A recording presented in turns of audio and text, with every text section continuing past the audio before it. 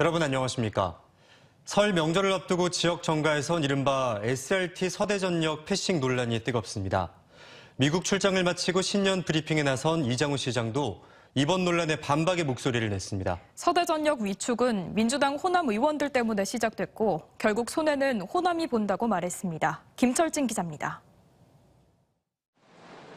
최근 국토부가 발표한 SRT 운행 확대 지역 대상에서 서대전역이 빠지면서 충청권 여야의 논쟁이 확산되고 있습니다.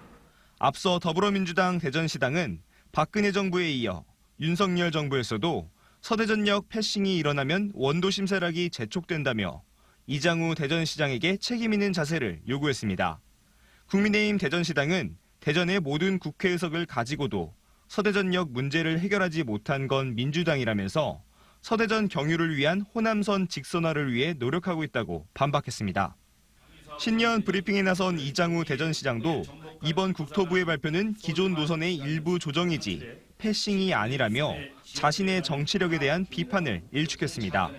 또 서대전역의 위축은 수도권으로 빨리 가기 위한 호남 정치권의 요구로 비롯됐다며 민주당의 책임을 언급했습니다.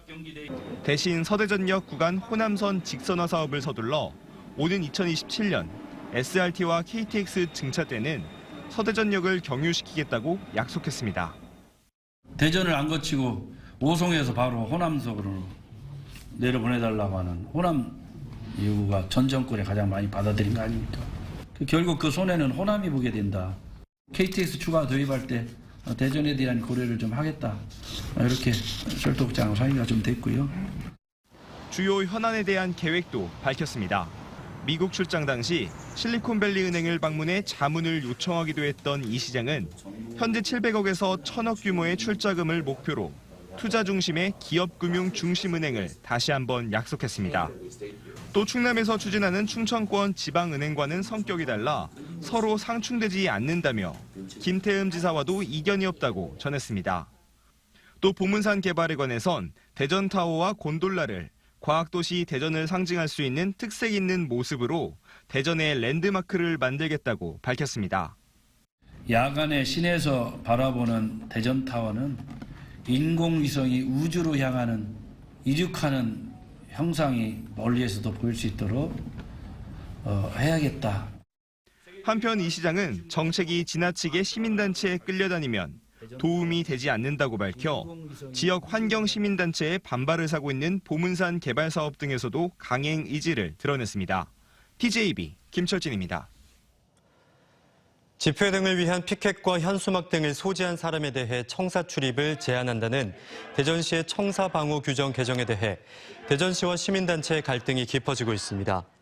대전시민사회단체 연대회의는 대전시청 앞에서 기자회견을 열고 이번 청사 방호 규정 개정이 집회와 시위를 제한하고 있고 본인에게 비판적인 시민들의 입을 막는 행위라고 주장했습니다.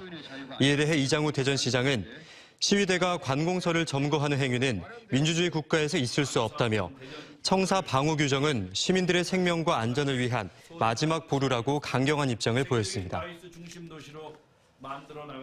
충남 지역의 지난 한 달간 코로나 확진자 발생 추이를 분석한 결과 정점을 지나 감소세로 돌아선 것으로 나타났습니다.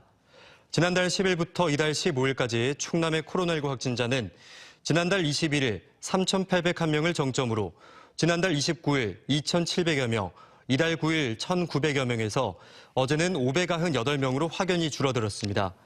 전국의 확진자 역시 지난달 21일 87,559명을 정점으로 어제 14,144명으로 감소하는 등 실내 마스크 착용 1단계 의무 조정 기준을 충족함에 따라 정부는 내일 국가감염병 위기 대응 자문위원회 회의를 통해 결론을 도출할 예정입니다. 설 명절을 앞두고 선물 시장도 활기를 띠고 있습니다. 특히 코로나19 이후 건강에 대한 관심도가 높아지면서 이번 설 선물은 지역 특산물을 이용한 건강한 먹거리가 대세가 되고 있습니다. 강진홍 기자입니다. 큼지막한 우럭을 도마에 놓고 비늘과 내장을 다듬는 손이 분주합니다. 태안 앞바다에서 서식하는 자연산으로 외부 상처 없이 또 신선도를 유지하기 위해서 낚시로만 잡은 겁니다. 손질한 우럭은 덕장으로 옮겨져 3일을 해풍에 노출시킵니다. 이렇게 만든 우럭포는 온 오프라인을 통해 제수용과 국찌개용으로 불티나게 팔려나갑니다. 소비자들은 지금 매년 증가 추세고요. 작년에는 300세트 나갔는데 올해 같은 경우는 500세트 정도 예상하고 있습니다. 최근 유행이 된 밀키트 시장에 스페인 전통 요리 감바스가 등장했습니다. 새우와 마늘, 바지락 등을 다듬어 진공 포장한 건데 10분만 끓이면 먹을 수 있습니다. 재료는 홍성의 유기농 채소와 서해산 해산물을 이용해 당일 생산, 당일 출고를 원칙으로 하고 있습니다. 청년 창업 2년 차인 이곳은 처음 주문을 받아 납품하다 입소문을 타면서 지금은 설 선물용으로 하루 100여 개가 나가고 있습니다. 홍성에서 난 바지락, 유기농업 특구에서 나온 친환경 농산물을 베이스로 간편식을 만들고 있기 때문에 요새 트렌드인 웰빙이나 또 이런 친환경 지속 가능성을 추구하는 소비자분들께 좀 각광을 받는 게 아닌가. 또 태안반도의 고급 해산물인 감태도 주문량이 폭증하고 있고 예전 산지에서나 먹던 새조개도 누구나 손쉽게 조리가 가능한 형태로 만들어져 전국으로 팔리고 있습니다. 오프라인 로컬 푸드 매장도 관광을 겸해 신선한 먹거리를 찾는 수도권 손님들의 발길이 줄을 잇고 있습니다. 여기 수산물도 되게 좋고 둘러보니까 농산품도 되게 좋더라고요. 농산품 같은 것들도 오늘 한번 들러서 지인들 선물 좀 해주려고 하고 있어요. 코로나19 이후 건강을 최우선으로 생각하는 현대인의 경향과 맞물려 설 선물 시장은 로컬 푸드가 대세가 되고 있습니다. TJB 강진원입니다. 올해 설 차례상 물품은 전통시장에서 구입하는 게 백화점에 비해 20만 원 이상 저렴한 것으로 조사됐습니다. 소비자교육중앙회 대전시 지부가 이번 설 성수품 가격을 조사한 결과 4인 기준 차례상 비용은 백화점이 53만 3,923원으로 가장 비쌌고 전통시장이 32만 6,783원으로 가장 가격이 낮았습니다. 대형 슈퍼가 34만 6,240원, 대형 유통매장은 34만 5,218원으로 가장 나타났습니다. 소상공인 시장진흥공단 조사도 전통시장이 평균 27만 656원으로 대형마트 32만 9,473원에 비해 17.9% 저렴했으며 채소류와 수산물, 육류 순으로 전통시장이 가격 우위를 보였습니다. 대전과 충남 세종의 사랑의 온도탑이 경제 한파 속에서도 모금 시작 47일 만에 일제히 100도를 조기 달성했습니다. 오늘까지 대전과 충남의 모금액은 각각 62억 원과 178억 1천만 원으로 나란히 104도를 넘겼으며 세종도 목표했던 12억 8천만 원이 모두 모였습니다. 우리 주위 소외된 이웃들을 위해 연말연시 진행되는 사랑의 온도탑 희망 나눔 캠페인은 이달 말까지 계속됩니다. 고금리 시대를 맞아 은행권의 정기예금 잔액이 통계 작성 이래 역대 최대치로 불어났습니다. 반면 증시 고객 예탁금은 새해에도 이탈이 이어지고 있습니다. 김건규 기자입니다. 새해 들어서도 개인 투자자들의 증시 이탈세가 이어지고 있습니다. 지난해 초 최고 74조 원을 넘던 고객 예탁금이 연말 46조 원대까지 떨어졌고 올해도 다시 2조 원 넘게 빠져나갔습니다. 2021년 1월 하루 평균 42조 원을 넘던 주식 거래 대금도 올 들어 11조 8천억 원으로 2년 새 4분의 1 수준으로 줄었습니다. 고금리와 경기 침체 우려로 투자 심리가 악화됐기 때문입니다. 올 하반기 이후 증시 회복을 점치는 전망도 나와 있지만 전문가들은 금리 안정 하락기까지는 보수적 관점에 접근을 조언합니다. 금리 인상 시기와 더불어 기업 실적이 부정적으로 나오다 보니까 전반적인 주식시장은 보수적으로 좀 접근하시는 게 좋을 것 같습니다. 그리고 개별 종목은 옥석가리가 가장 중요하고 채권은 우량 채권으로 매수하는 걸 추천드립니다. 반면 금리 인상 이후 예금은행의 정기예금 잔액은 눈덩이처럼 불어났습니다. 지난 1년 새 증가폭이 200조 원을 넘어 2002년 한국은행의 통계 작성 이래 20년 만에 최대치입니다. 시중은행의 예금금리가 3%대 후반까지 떨어졌지만 여전히 고금리 기조가 유지되면서 확정금리형 정기예금 상품에 대한 관심이 이어지고 있습니다. 예금금리가 떨어지고 있는 추세이긴 하지만 현재까지 고금리 기조가 유지되고 있습니다. 그래서 투자 상품 대비 1년 이상의 확정형 정기예금 상품 가입이 증가하고 있습니다. 예금 금리 하락 이후 최근 한 달 새 4대 시중은행의 3년 만기 정기예금 잔액이 3조 원 가까이 늘었는데 부동산과 증시 조정으로 마땅한 투자처가 없는 상황에서 앞으로 예금 금리가 더 떨어지기 전에 여윳돈을 조금이라도 높은 금리 상품에 넣고 있는 것으로 분석됩니다. DJB 김건교입니다. 검찰이 대전 국민은행 권총강도 살인 사건의 피고인 이승만과 이정학에게 각각 법정 최고형인 사형과 무기징역을 구형했습니다. 대전지법에서 열린 결심 공판에서 검찰은 이승만이 권총 발사를 부인하고 있지만 범행이 치밀하게 이루어진 점과 공범인 이정학이 사격 경험이 없다는 점에서 이승만의 주장을 받아들이기 어렵다고 밝혔습니다.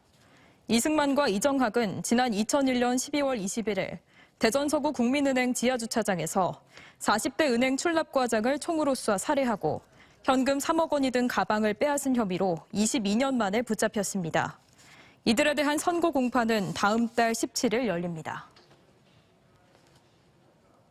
10대 청소년을 골프채 등으로 집단 폭행해 숨지게 한 20대와 10대에게 징역형이 선고됐습니다.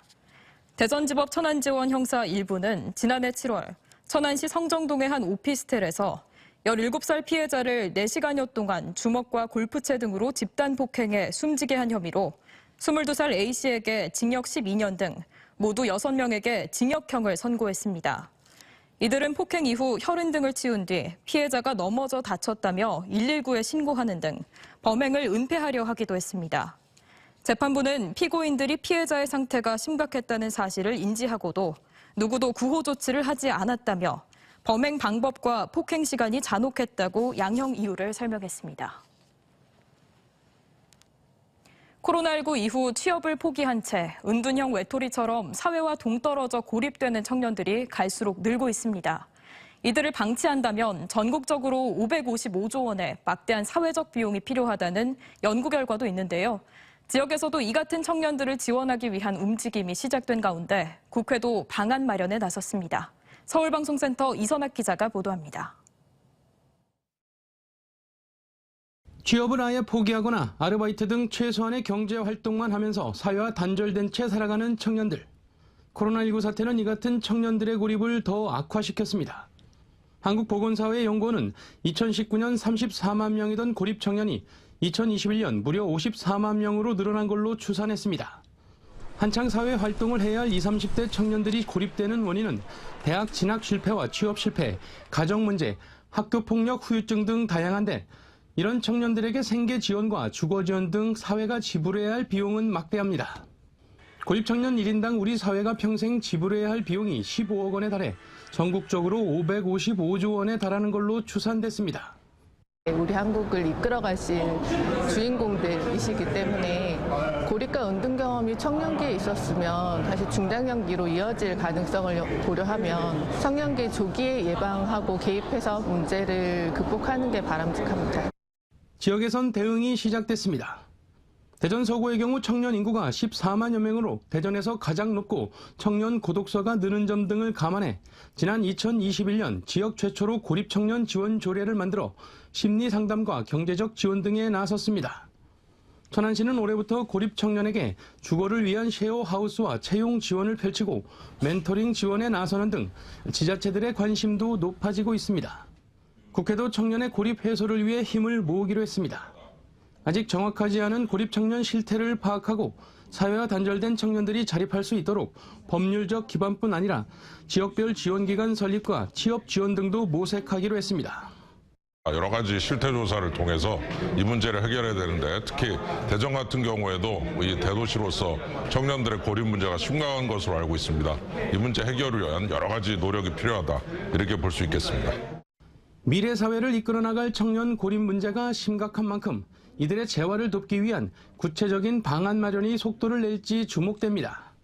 TJB 이선학입니다. 수백억대 오피스텔 전세 사기 혐의를 받는 부동산 법인 관계자 등 2명에 대한 구속 전 피의자 신문이 대전지법에서 진행 중입니다. 이들은 전세 계약을 체결한 수도권 지역 오피스텔을 월세 매물로 속여 파는 등의 수법으로 169명에게 360여억 원의 피해를 준 혐의를 받고 있으며 구속 여부는 오늘 밤 결정될 전망입니다. 이 사건과 관련해 피의자 46명에 대한 경찰 조사가 진행 중이며 관계자 1명은 이미 구속돼 재판을 받고 있습니다. 지난 3일 10대 운전자가 공주시 신관동에서 공유 렌트카를 빌려 몰다 보행자를 치어 숨지게 한 사건과 관련해 경찰이 동승한 친구를 입건했습니다. 공주경찰서는 동승자 A군이 운전자와 함께 대여한 승용차를 밤새 타고 돌아다니다 사고 1시간 전 내린 것으로 보고 A군을 무면허 운전 방조 혐의로 조사하고 있습니다. 운전자 B군은 당시 8시간가량 운전하다 A군을 대전에서 내려준 뒤 공주에서 졸음운전을 하다 20대 보행자를 치어 숨지게 한 혐의를 받고 있습니다. 아산 소재 충청남도 공공기관의 내포 이전을 놓고 지역 정치권의 공방이 가열되고 있습니다. 민주당 강훈식 의원은 아산에 위치한 충남경제진흥원 등 4개 충남 공공기관은 이용자 대부분 천안과 아산 등 충남 북부권에 집중돼 있어 내포 이전 시 막대한 불편을 초래한다며 아산시의 적극적인 대응을 요청했습니다. 앞서 민주당 소속 아산 지역 도의원들은 아산 존치를 요구하며 온양온천역 광장에서 천막 농성을 벌였고 충남도의회 국민의힘 원내대표단은 균형발전 차원의 이전을 민주당 의원들이 지역 이기주의로 막고 있다며 비판 성명서를 발표했습니다. 이광재 국회 사무총장은 신년 기자간담회에서 국회 세종의사당 설립을 막는다는 것은 불가항력이라며 2028년 완공 목표로 최대한 노력하겠다고 강조했습니다. 이 사무총장은 세종의사당 이전을 위한 토지계약 예산이 확보된 만큼 보다 신속하게, 보다 잘 이전하는 것이 필요하다고 밝혀 올해부터 본격적인 건립 절차에 들어갈 것임을 시사했습니다. 올해 확보된 세종의사당 관련 예산은 전체 부지 확보 예산 가운데 5%인 350억 원으로 국회 사무처는 세종시에 있는 정부 부처 관할 11개 위원회와 예결위 등 12개 상임위와 부속기관 이전을 추진 중입니다. 공주와 세종을 오가는 충남 첫 광영 간선 급행버스 체계 BRT 구축 사업이 올해 본격화될 전망입니다. 충남도와 행정중심 복합도시건설청, 세종시, 공주시에 따르면 공주에서 세종 광역 BRT 도로는 공주 10.7km와 세종 7.8km 등 모두 18.5km로 172억 원이 투입되며 공주 종합버스터미널에서 세종시 한별동 등 12개 정류장을 경유합니다.